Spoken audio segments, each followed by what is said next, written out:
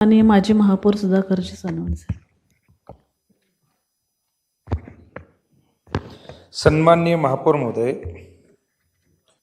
विषय क्रमांक 74 याच्यावर बोललं नाही तर 75 जो विषय आहे तो त्या ठिकाणी चर्चेला जाताना त्याच्यामध्ये जे काही संभ्रम निर्माण होतील ते दूर होण्यासाठी हा 74 नंबरचा विषय विस्तृतपणे सभागृहात चर्चेला जाणं निश्चितपणे योग्य आहे आणि म्हणून मी देखील माझी जी भूमिका आहे ही भूमिका या ठिकाणी मांडतोय. एखाद्या शहराचं मायक्रो प्लॅनिंग करताना, कुठल्याही याचं नियोजन करताना ज्यावेळेस राज्य सरकारच्या असं लक्षात आलं की मुंबई शहरावर भार वाढतोय, लोकसंख्या वाढते आणि तिचा भार थोडा कमी केला पाहिजे. भार हा काही त्या ठिकाणी रहिवाशांचा नव्हता, परंतु एक भलं मोठं असं मार्केट, म्हणजे ज्याला आपण APMCचं भाजीपाला असेल, फळ असेल, धान्य असेल, हे सर्व इकडं आलं.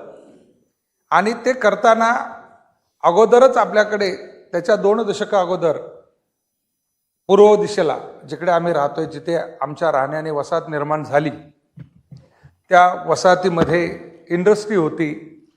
आणि त्याच्यानंतर MIDCच्या नंतर सिडको आले, city and industry development corporation. तिच्या माध्यमातून त्यावेळेस ह्या शहरामध्ये असलेली जी काही कामगार आहेत किंवा जी लोक आहेत त्या लोकांना डोळ्यासमोर ठेवून ह्या शहरामध्ये नियोजन करण्यात आलं. काय नियोजन करण्यात आलं? वेटलँड होती आणि वेटलँडमध्ये त्यावेळेस आपल्याला माहीत आहे ना, मनोजच्या सेक्टर 3ला तुमच्या होड्या चालवल्या होत्या आपण त्यावेळेस, होत्या ना? म्हणजे आपला STP चालत नव्हता, आपले पंप चालत नव्हते, आपण नेले होत्या. म्हणजे आणि STP बरोबर नसल्यामुळे सिवरेज रिटर्न येऊन घरामध्ये शौचालयातनं कसं बाहेर घरात पसरलं होतं, ही काही वस्तुस्थिती नाकारता येणार नाहीये.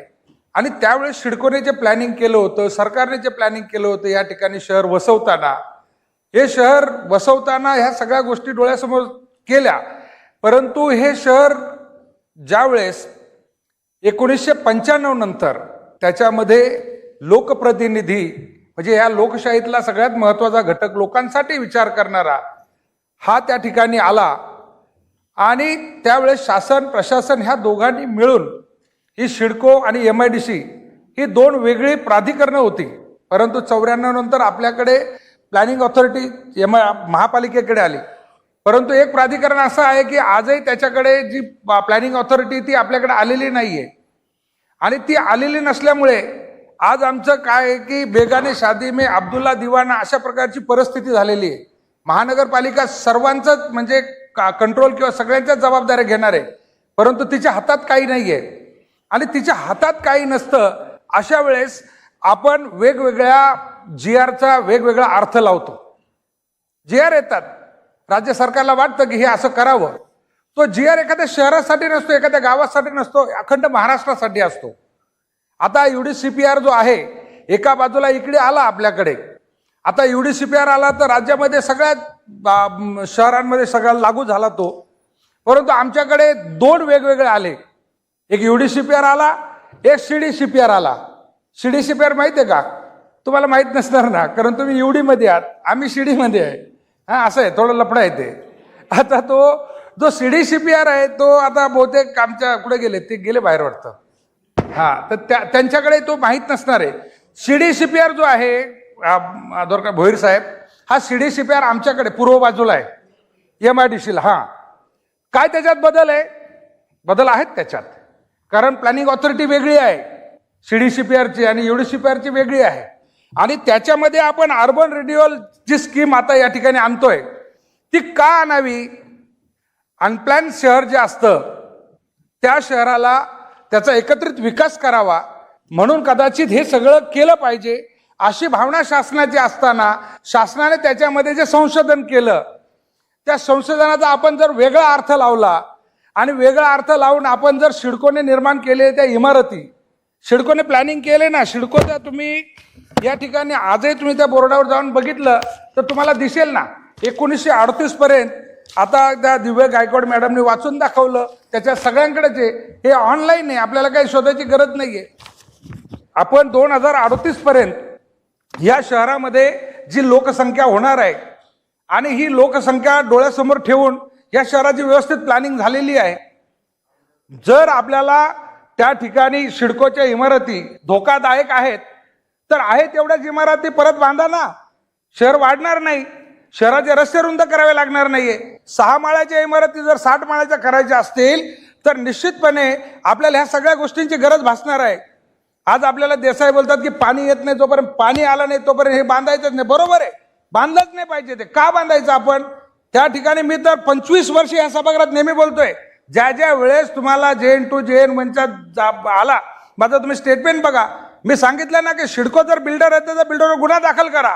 का 20 वर्षामध्ये त्या ठिकाणी ती घरं त्या ठिकाणी राहण्यायोग्य राहत नाही, त्याची चौकशी झाली पाहिजे, त्याच्याकडे दुरुस्त करून घेतली पाहिजे. परंतु आमची भूमिका त्या तिथे राहणाऱ्या लोकांसाठी नाहीये, आणि त्या लोकांसाठी जर असती तर आम्ही ती घरं दुरुस्त करून घेतली असती. होय, त्यावेळेस त्या ठिकाणी खाडीची रेती होती, आता येते ना सफेद रेती. काळे पैसे लागले तरी काय हरकत नाही, ती सफेद रेती आणा आणि प्लास्टर करा. 25 वर्ष आयुर्मान वाढेल त्या इमारतीचं. परंतु असं होतंय का? होत नाही. त्याच्या आडून आपण त्यांना त्या ठिकाणी रिडेव्हलपमेंटच्या माध्यमातून लोकांना फुकट घरं मिळावी. फुकट कोणी मागितले तुमच्याकडे? कोणी मोर्चा घेऊन आला होता का आम्हाला फुकट घरं द्या? नाही आला ना कोणी घेऊन. परंतु कुणाचा तरी फायदा व्हावा, कुणाचा तरी फायदा झाला पाहिजे म्हणून रिडेव्हलपमेंट. ठीक आहे, असू द्या, रिडेव्हलपमेंट पर्यंत पण ठीक आहे. आता त्याच्यामध्ये आपण आता अर्बन रिन्युअल स्कीम जी आहे ती देखील सिडकोच्या प्लॅनिंग त्या सेक्टर्समध्ये आणायला लागलो, तर मग हे 29 गावांना पहिलं प्राधान्य दिलं पाहिजे. 40 झोपडपट्ट्या ज्या आहेत त्यांना पहिलं प्राधान्य दिलं पाहिजे.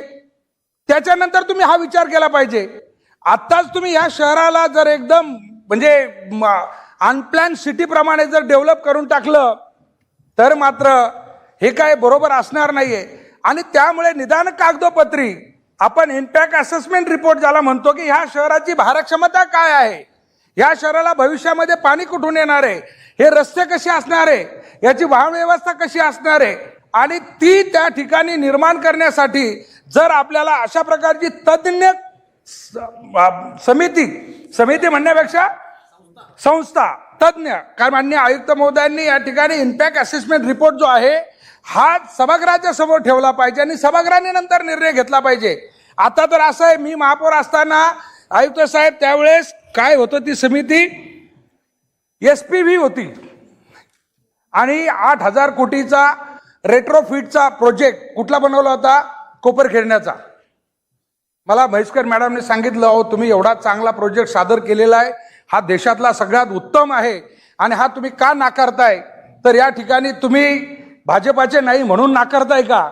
आम्ही त्यावेळेस सांगितलं असं काही नाही, तुम्ही आम्हाला कुणाचंही नाव द्यायला सांगा, त्या रिपोर्टला आम्ही देऊ, परंतु आम्ही 5 वर्षासाठी निवडून आलोय आणि रेट्रोफिट हा जो प्रकल्प आहे 8,000 कोटी आम्हाला खूप चांगले दिसत आहेत, परंतु त्याला आपण तो मूर्त स्वरूपामध्ये आणण्यासाठी जी इच्छाशक्ती आहे ती, जसं आता विरोधी पक्ष नेत्यांनी सांगितलंय की G+4 झालंय, तुम्ही त्या ठिकाणी त्या माणसाला कसं समजावून सांगणार आहे की तुला रिडेव्हलपमेंटमध्ये घेऊन जाणार आहे, तुला तेवढं मी देणार आहे, आणि हे शक्य नाही एका वेळेस.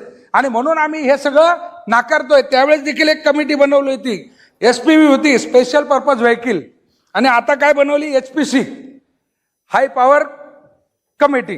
तर ठीक आहे, हरकत नाही, हे शेवटी करायचं तुम्हाला, एक्झिक्यूट तुम्हालाच करायचं असतं, परंतु एक्झिक्यूट कोणासाठी करायचंय? ज्यांनी जमीन दिली त्यांना विस्थापित करायचं, की ज्यांनी हे शहर उभं केलं त्यांना विस्थापित करायचं, की ज्यांनी आपली स्वप्न या ठिकाणी घेऊन आले? कारण हे शहर या देशातलं एक सुंदर आणि सुयोजित शहर होतं.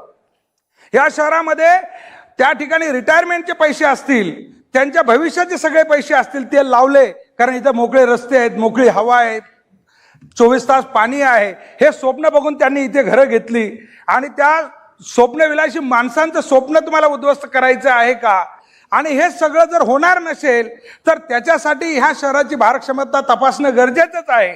आणि म्हणून मी ह्या 74 नंबरला पाठिंबा देताना, त्याचं समर्थन करताना एकच म्हणेल की तोपर्यंत निश्चितपणे आपण सगळ्या ज्या CC आहेत त्या थांबवाव्यात.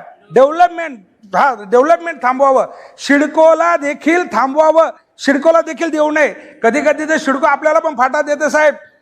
सिडको कधी कधी आपल्याला फाटा देते आणि जाते, आणि शासन तिथे म्हणतंय ह्या क्षेत्रासाठी प्लॅनिंग ऑथॉरिटी राज्य सरकार किंवा सिडको राहील. हा नियम अहो मी सांगतो ना साहेब, मला चांगलं माहित आहे. आता तुम्ही कधी कधी आम्हाला सांगताय की हा इकडून गेला की तिकडे जातो, परंतु तिथून पुढे देखील जाता येतं आपल्याला. आम्हाला तिकडे जायचं नाहीये, आम्हाला पुढे जाता येत नाही. हा शिवराम पाटील बोंब मारायची, बोंब मारू आपण, टेन्शन घेऊ नका. ह्या सगळ्या गोष्टी ज्या आहेत ते ह्या सगळ्या गोष्टी करण्यासाठी आदरणीय महापौर महोदय, आपण हा जो प्रस्ताव आहे हा प्रस्ताव या ठिकाणी निश्चितपणे चांगला आहे, आणि याच्यामध्ये वेळ खाऊपणा होऊ शकतो. त्यामुळे आपण ह्या बाकीच्या ज्या गोष्टी आहेत तोपर्यंत त्या ठिकाणी थांबवल्या पाहिजेत आणि त्या थांबवाव्यात. हे रिडेव्हलपमेंटच्या ऐवजी आता सिडकोच्या याच्यामध्ये आपण आता म्हणतो UDCPR जो आहे आता आलेला, हा ऑलरेडी सिडकोकडे इन्क्लूड आहे ना. सिडकोच्या नवीन भूखंडामध्ये तो इन्क्लूड आहे. तो आपल्याकडून जायची गरजच नाहीये, कारण सिडकोकडे आपण जर वाचलं तर सिडकोमध्ये स्पष्ट दिसतंय की तो आहे. आणि आपल्याला वाटतं की अरे याच्यामध्ये याने कसा काय तो फायदा घेतला.